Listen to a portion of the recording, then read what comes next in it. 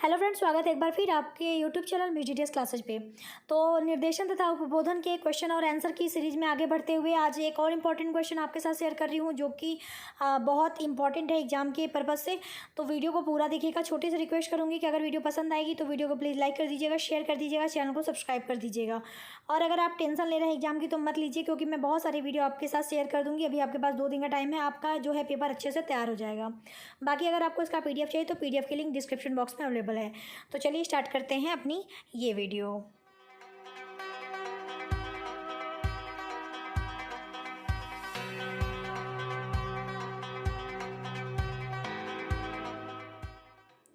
तो यहाँ पे सबसे पहले मैं आपको क्वेश्चन बता देती हूँ। क्वेश्चन है कि उपबोधन, जिसे कि हम परामर्श भी कहते हैं, तो उपबोधन या परामर्श से आप क्या समझते हैं? यह निर्देशन से किस प्रकार भिन्न है? तो ये जो क्वेश्चन है वो आपका MGKVP के 2018 के पेपर में लॉन्ग में पूछा है, ये पूरा क्वेश्चन। इसके अलावा उपबोधन यानी परामर्श से आप क्या समझते हैं, ये 2017 के MGKVP के पेपर में भी पूछा हुआ है। इसके अलावा क्वेश्चन को इस तरह भी आपसे एग्जाम में पूछ सकता है कि उपबोधन को परिभाषित कीजिए। निर्देशन तथा परामर्श यानी उपबोधन में समानताओं व भिन्नताओं का वर्णन कीजिए। तो ये प्रश्न भी आपके दीर्घ उत्तरीय प्रश्न में MGKVP के 2020 के पेपर में आया है। इसके अलावा एक ये क्वेश्चन इस तरह भी आप पूछ सकता है कि उपबोधन एवं निर्देशन में अंतर कीजिए, और ये प्रश्न आपके लघु उत्तरीय प्रश्न में MGKVP के 2017 के पेपर में आया है। ठीक है, तो ये MGKVP के जो पेपर हो रहे हैं उसके लिए मैंने यहाँ पे लिख दिया है कि कौन से ईयर में ये क्वेश्चन आया है। बाकी आपके अदर यूनिवर्सिटी हैं तब भी आप जो है अपने सिलेबस में इसको देखिए। ये क्वेश्चन वैसे भी इम्पॉर्टेंट है निर्देशन एवं उपबोधन के जो पेपर है उसके अंतर्गत। तो बात करते हैं आंसर की। तो यहाँ पे आप हेडिंग डालेंगे उपबोधन यानी परामर्श का अर्थ। पहले हम इसके बारे में बताएंगे, उसके बाद जो है इसमें समानताएं क्या है, भिन्नताएं क्या है निर्देशन और परामर्श में, उस पर डिस्कस करेंगे। तो मैं बहुत इजी लैंग्वेज में समझाने की कोशिश करूंगी। आई होप आपको अच्छे से समझ में आ जाए। तो यहाँ पे आप पहले परामर्श का जो है अर्थ बताएंगे कि परामर्श शब्द अंग्रेजी के काउंसलिंग शब्द का हिंदी रूपांतरण है। तो ये तो आपको भी पता है, गाइडेंस एंड काउंसलिंग पेपर का नाम ही है। तो जो काउंसलिंग है उसी का मतलब होता है उपबोधन या परामर्श। तो वही चीज़ यहाँ पे लिखा गया है कि ये क्या है, काउंसलिंग शब्द का हिंदी रूपांतरण है, जो लैटिन के कॉन्सिलियम से बना है, जिसका शाब्दिक अर्थ है सलाह लेना या परामर्श लेना। ठीक है, तो ये शाब्दिक अर्थ हमने यहाँ पे बता दिया कि जो ये कहाँ से बना है, इसका किसका ये हिंदी रूपांतरण है, ये सारी चीज़ें। अब हम आगे बताएंगे कि ये आखिर परामर्श होता क्या है, ये किस तरह की प्रक्रिया है। तो यहाँ पे लिखेंगे, अतः परामर्श एक ऐसी प्रक्रिया है जिसमें परामर्श प्रार्थी अपने से अधिक अनुभवी, योग्य व प्रशिक्षित व्यक्ति के पास जाकर पूछताछ, विचार विमर्श, तर्क वितर्क एवं विचारों का विनिमय करता है। विनिमय मीन्स आदान प्रदान। ठीक है, तो इस प्रक्रिया के उपरांत प्रार्थी समस्या समाधान योग्य होता है, उसका अधिकतम विकास होता है और वह अपना निर्णय स्वयं ले सकने योग्य हो जाता है। पहले मैं सारा कुछ पढ़ देती हूँ, फिर एक साथ ही आपको इसको समझा दूंगी। तो आगे लिखेंगे, अर्थात हम कह सकते हैं कि किसी व्यक्तिगत समस्याओं एवं कठिनाइयों को दूर करने के लिए दी जाने वाली सहायता, सलाह और मार्गदर्शन परामर्श या उपबोधन कहलाता है। निर्देशन के अंतर्गत परामर्श एक आयोजित विशिष्ट सेवा है, यह एक सहयोगी प्रक्रिया है। परामर्श देने वाले को परामर्शदाता कहते हैं, जिसे परामर्श की आवश्यकता होती है उसे परामर्श प्रार्थी कहते हैं। तो ये तो आपने देख लिया, ये सारी चीज़ें आप लिखेंगे परामर्श से क्या अभिप्राय है उसके अंतर्गत। अब इसका मतलब क्या है, देखिए सिंपली समझने की कोशिश करिएगा। इसमें ये कहा गया है कि परामर्श क्या है, एक तरह की प्रक्रिया है जिसमें कि 2 लोग पार्टिसिपेट करते हैं, यानी 2 लोग होते हैं, कम से कम 2 लोग होते हैं, जिसमें कि एक को परामर्श लेना होता है किसी से और एक का काम होता है परामर्श देने का, यानी किसी को परामर्श देने वाला जो होता है उसको परामर्शदाता कहते हैं, और जिसको परामर्श की आवश्यकता होती है, जो परामर्श लेता है, उसे परामर्श प्रार्थी कहते हैं। तो इस प्रक्रिया में होता क्या है कि इसमें परामर्श प्रार्थी जो होता है वो अब किसी अनुभवी इंसान से, यानी जो जिसे हम परामर्शदाता की जो है भूमिका में रख रहे हैं, वो उस अनुभवी योग्य इंसान से जाकर पूछताछ करता है, विचार विमर्श करता है। ठीक है, तर्क वितर्क करता है, ताकि अगर उसके अंदर कुछ समस्याएं हैं तो वो कैसी हो जाए, वो समाधान योग्य हो जाए। और इससे क्या होता है कि जो प्रार्थी होता है वह उसका विकास अच्छा होता है और वह अपने खुद की समस्या के प्रति जो है निर्णय लेने में सक्षम भी हो पाता है। ठीक है, यानी हम कह सकते हैं कि परामर्श क्या है। परामर्श होता है कि जब कोई व्यक्ति जिसकी कुछ समस्याएं हैं, कुछ कठिनाई है, उसको दूर करने के लिए जब कोई उसे सहायता, सलाह या मार्गदर्शन देता है तो वो जो प्रक्रिया है वही परामर्श या उपबोधन कहलाती है। हो गया। तो ये बता दिया हमने कि परामर्श आखिर होता क्या है। तो इससे रिलेटेड कुछ परिभाषाएं भी विद्वानों ने दी है, तो वो परिभाषाएं भी हम देख लेते हैं। तो यहाँ पे लिखेंगे कि परामर्श के संदर्भ में विभिन्न विद्वानों ने अपने अपने अनुसार परिभाषाएं दी हैं, जो इस प्रकार हैं। हमने 4 परिभाषाएं रखी हैं, कोई भी आपको जो 2 ईजी लगेगा कम से कम 2 याद कर लीजिएगा। तो एक है वेबस्टर के अनुसार, तो इन्होंने कहा कि परामर्श का अर्थ क्या होता है। परामर्श का अर्थ सलाह करना, परस्पर विचारों का आदान प्रदान और मिलकर साथ सोचना है। रूथ स्ट्रॉन्ग के अनुसार है कि परामर्श प्रक्रिया समस्या समाधान का सम्मिलित प्रयास है।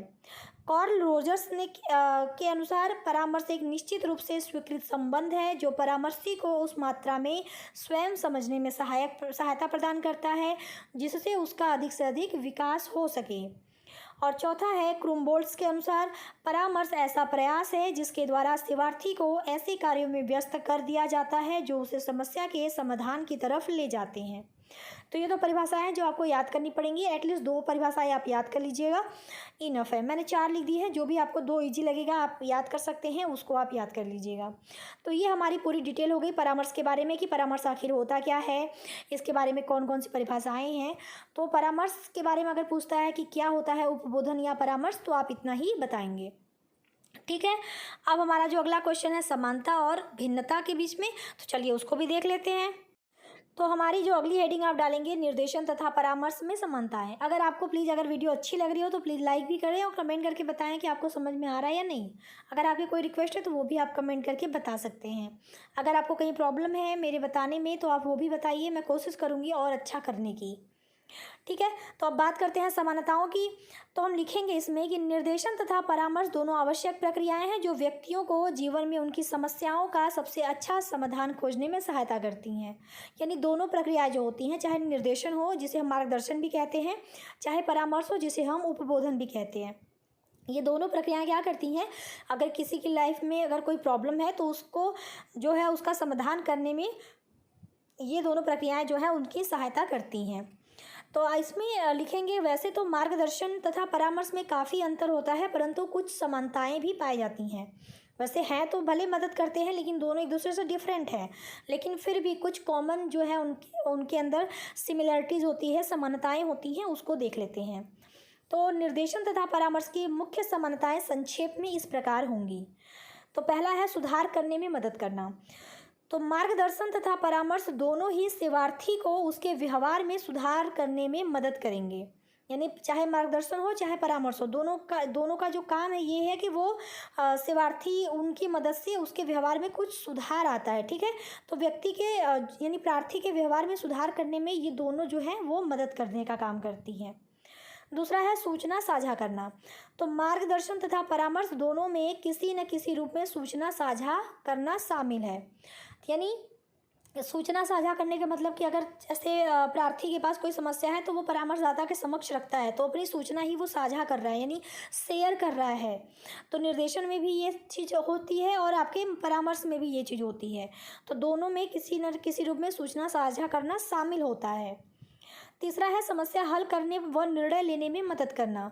तो दोनों प्रक्रियाओं निर्देशन तथा परामर्श का लक्ष्य एक ही है, क्लाइंट को किसी समस्या को हल करने या निर्णय लेने में मदद करना। यानी कि अगर जो है प्रार्थी के पास कोई समस्या है तो उसका हल किया जाए, उस समस्या के प्रति कुछ सुधार करने हेतु तो कुछ निर्णय लिया जाए, इसके लिए वो जो है दोनों प्रक्रियाएं जो होती हैं निर्देशन तथा परामर्श दोनों क्या करती हैं, मदद करती हैं।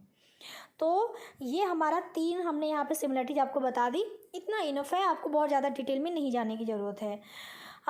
अब बात करते हैं जो हमारा निर्देशन तथा परामर्श में अंतर, जो कि काफ़ी कॉमन है और ये ज़्यादातर क्वेश्चन पूछता है कि निर्देशन तथा परामर्श में क्या अंतर है।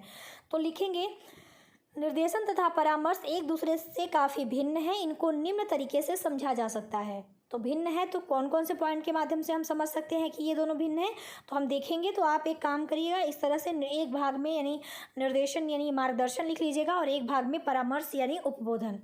फिर हम जो है एक एक करके दोनों के बीच अंतर को डिस्कस करेंगे। तो पहला अंतर जो है वो है कि निर्देशन का क्षेत्र जो है वो व्यापक है, तो लिखेंगे निर्देशन का क्षेत्र व्यापक है, जबकि परामर्श निर्देशन का एक भाग है। यानी परामर्श जो है वो निर्देशन का ही एक भाग होता है, जबकि निर्देशन क्या है, एक बहुत व्यापक क्षेत्र होता है। निर्देशन का क्षेत्र जो है वो बहुत बड़ा होता है। दूसरा है, निर्देशन की आवश्यकता सभी व्यक्तियों को होती है। परामर्श में लिखेंगे कि परामर्श की आवश्यकता केवल उन व्यक्तियों को होती है जिन्हें गंभीर शैक्षिक, व्यावसायिक अथवा मनोवैज्ञानिक समस्याओं का सामना करना पड़ता है। ठीक है, यानी निर्देशन की आवश्यकता सबको होती है, लेकिन परामर्श के अंतर्गत जो है केवल उनको होती है जिनको शैक्षिक में या व्यावसायिक या मनोवैज्ञानिक समस्याओं से जूझना पड़ रहा है। तीसरा है कि निर्देशन जो है यह जीवन भर चलने वाली प्रक्रिया है, जबकि परामर्श के अंतर्गत लिखेंगे यह जीवन भर नहीं चलती। इसकी आवश्यकता तब होती है जब व्यक्ति गंभीर समस्या से ग्रस्त हो।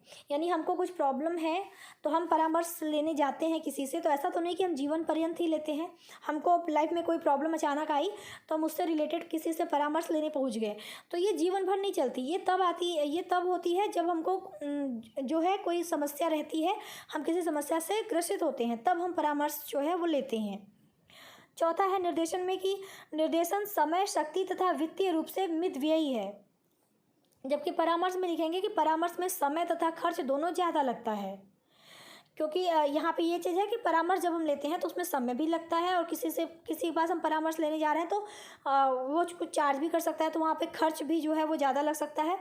जबकि निर्देशन जो है वो सबके लिए है, सभी व्यक्तियों के लिए होती है, तो इसमें समय की, शक्ति की और वित्तीय रूप से जो है ये थोड़ा फ्रेंडली होता है, यानी मितव्ययी होता है।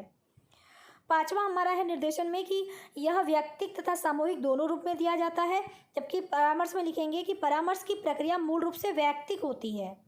यानी जो है निर्देशन जो है वो हम सामूहिक रूप से भी दे सकते हैं और व्यक्तिगत रूप से, यानी किसी इंसान को भी दे सकते हैं और किसी समूह को भी दे सकते हैं। जबकि परामर्श में क्या है कि वो मूल रूप से व्यक्तिगत होती है, यानी किसी व्यक्ति को ही दी जाती है। मूल रूप से परामर्श इस तरह से ही काम करता है।